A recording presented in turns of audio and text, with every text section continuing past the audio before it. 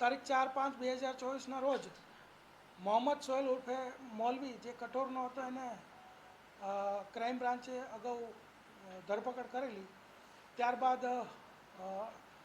હિન્દુ નેતા જે ઉપદેશ રાણા છે એને ધમકીઓ આપવા બાબત અને એને મારી નાખવા માટે, જાનથી મારી નાખવા માટે સોપારી આપવા બાબતનો જે ગુનો દાખલ થયો તેમાં અગાઉ 2 આરોપીઓ પકડવામાં આવેલા છે. તે ઉપરાંત એક અશોક સુથાર કરીને, કે જેનો ઉર્ફે છે, નામ છે અબુ બકર, એને અત્યારે ઝડપી પાડવામાં આવે છે બિકાનેર, રાજસ્થાનથી.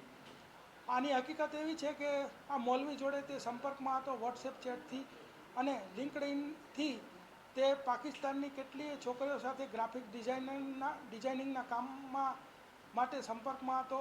અને એમાંથી ઇકરા રિયાઝ કરીને જે છોકરી હતી એની સાથે એને પ્રેમ સંબંધ બંધાયેલો, અને એ પ્રેમ સંબંધની અંદર એને વાત